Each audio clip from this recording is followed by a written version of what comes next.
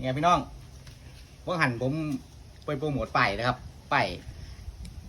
เห็ดฟางกันวะเห็ดฟางน้องเข้าใหม่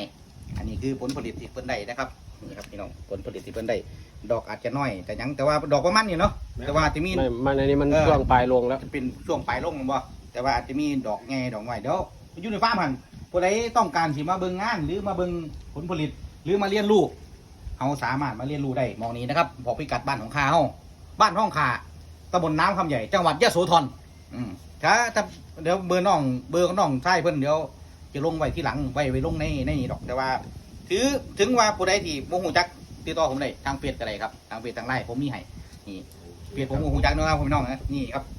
ผลงานผลผลิตเพิ่นก็มีทั้งส่งทั้งขายหน้างานก็มีส่งก็มีครับเปิดโรงงานเย็บผ้าอยู่ทุกวันผมไม่ส่งนั่นเก่งนี่คนละส่งแล้วคนละส่งไม่หมายถึงว่าผมบอกเล่าซะเดี๋ยวมันจะจะก็บอกได้ยังมีทั้งทรงขายทรงก็มีทรงแพ็คทรงเพิ่นก็มีหรือว่าเข้าสิมาขายหนางานหนาร้านหนาป้ามเพิ่นก็ขายให้ล่าสุดครับมีเดโก้แมนบริการตำฮอดมองตำฮอดมองยังตำคนมียังเอาเห็ดไปตำฮอดตำผู้บริโภคโอเคนั่นแหละของแกครับส่งตรงจากฟาร์มครับเบิ่งผลงานอีกรอบนึงครับนี่ครับอยู่ประมาณนี้อันนี้คือช่วง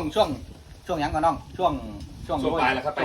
ลายลงแล้วเพราะว่ามันดอกเล็กลงหัวเชื่อเพิ่นผู้ใดอยากได้หัวเชื่อไปปลูกไปยังก็ติดต่อน้องมันได้มีครบครับครบวงจรถ้าไม่มีเบอร์ไม่มีเฟซไม่มีอะไรก็ติดต่อผมได้นะครับ